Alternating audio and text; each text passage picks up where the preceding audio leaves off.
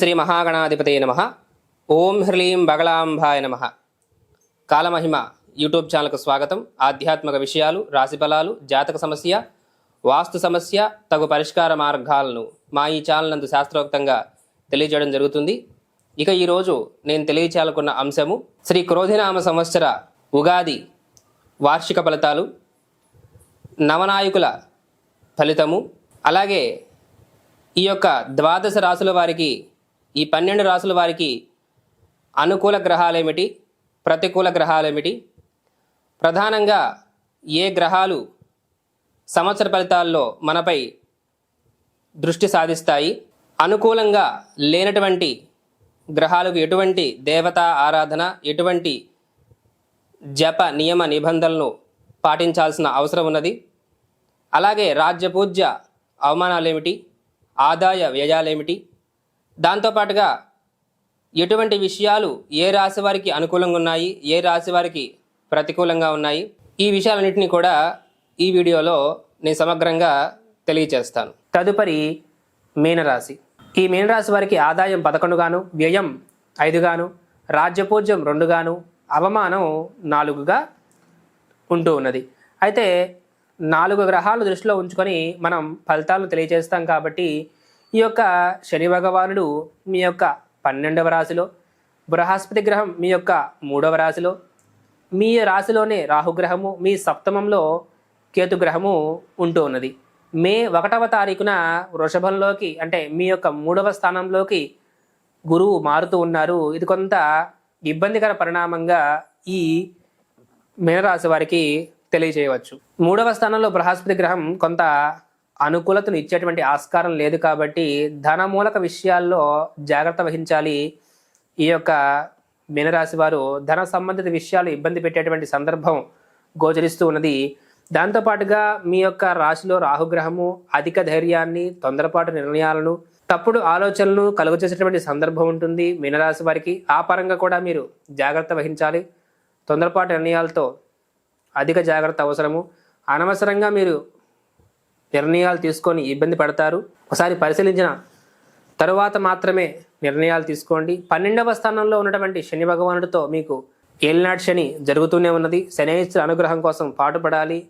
Post phone nature అనేటువంటిది పెరుగుతుంది కాబట్టి వాయిదా వేసేటువంటి సందర్భాలు అధికమవుతాయి. అనారోగ్యము, నిస్సత్తువ, నీరసము, జాయింట్ పెయిన్స్ వంటివి ఇబ్బంది పెడతాయి. అటువంటి విషయాలకు జాగ్రత్త వహించండి. వాహన మూలక ప్రమాదాలకు కూడా ఆస్కారం ఉంటుంది. ఈ యొక్క మీనరాశి వారికి జాగ్రత్త వహించాలి. శని మంగళవారాల్లో వాహన ప్రమాదాలకు కొంత ఆస్కారం అధికంగా గోచరిస్తున్నది కాబట్టి ఆ వైపుగా జాగ్రత్త వహించండి. మీ యొక్క 7వ స్థానంలో ఉన్నటువంటి కేతుగ్రహం వలన ఎవరైతే వివాహం చేసుకోవాలి అనుకుంటున్నారో ఈ సంవత్సరంలో వారికి ఇబ్బందులు అని తెలియచేయవచ్చు. దాంతోపాటుగా వివాహం అయ్యేటువంటి సందర్భం తక్కువగా గోచరిస్తూ ఉన్నది. ఆ యొక్క బృహస్పతి గ్రహ అనుగ్రహం కోసంగా బృహస్పతి గ్రహం అక్టోబర్ నుండి జనవరి వరకు అనుకూలంగా ఉంటారు కాబట్టి ఆ సమయంలో మీరు వివాహ ప్రయత్నాలు చేయటం కొంత శుభ పరిణామంగా తెలియచేయవచ్చు. ఈ యొక్క మీనరాశి వారికి అక్టోబర్ చివరి నుండి జనవరి చివరి లోపుగా వివాహ ప్రయత్నాలు కలిసి వస్తాయి. ఆ సమయంలో వివాహాలు నిశ్చయం అయ్యేటువంటి జరిగేటువంటి సందర్భం కూడా మీ మీనరాశి వారికి గోచరిస్తున్నది. దాంతోపాటుగా ప్రేమలు విఫలమయ్యేటువంటి సందర్భం ఉంటుంది. ఈ యొక్క మీనరాశి వారికి మీ సప్తమంలో ఉన్నటువంటి కేతుగ్రహం వలన సపరేషన్స్ వంటి వాటికి ఆస్కారం ఎక్కువ. ఎందుకంటే కేతుని సిజర్తో పోల్చుకున్నట్లయితే, కత్తెరతో పోల్చుకున్నట్లయితే ఆ రిలేషన్ నుంచి బయటకు వచ్చేటువంటి సందర్భాలు మీనరాశి వారికి ఉంటూ ఉన్నాయి.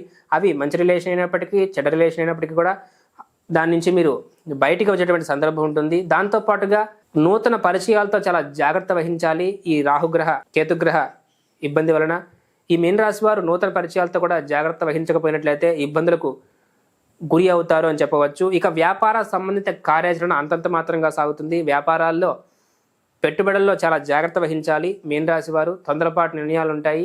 మోసపోయేటువంటి ఆస్కారం ఈ సంవత్సరంలో అధికంగా గోచరిస్తున్నది. దాంతోపాటుగా మీ యొక్క ఏవైతే మీరు పెట్టుబడులు పెట్టారో, మీరు ఏదైతే ఒక ప్రోడక్ట్ని మీ దగ్గర నిల్వ ఉంచుతారో ఆ నిల్వ ఉంచిన ప్రోడక్ట్ పాడయ్యేటువంటి సందర్భము, ఆ ప్రోడక్ట్కి ఏదో విధంగా ప్రాబ్లం వచ్చేటువంటి సందర్భం కూడా సూచిస్తున్నది మీనరాశి వారు.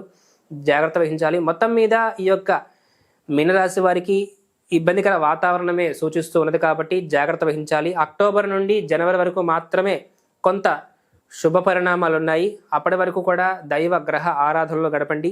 ప్రధానంగా శనైశ్చర ఆరాధనలో భాగంగా ఓం శం శనైశ్చరాయ నమః, ఓం శం శనైశ్చరాయ నమః అనే మంత్రాన్ని జపించండి.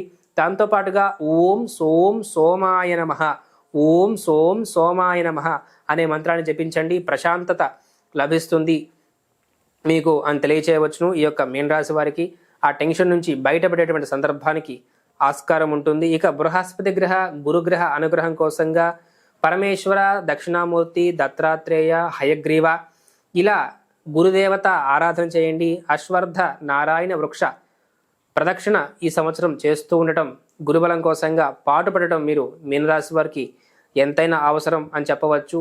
ఉద్యోగ సంబంధిత కార్యాచరణలు కూడా ఇబ్బందులు ఉంటాయి కాబట్టి గురుగ్రహ అనుగ్రహంతో వాటిని అధిగమించవచ్చు అని తెలియచేయవచ్చు. మీ యొక్క గురుల యొక్క సందేశాలను, వాళ్ళ సలహాలను స్వీకరించండి, తప్పకుండా శుభం చేకూరుతుంది.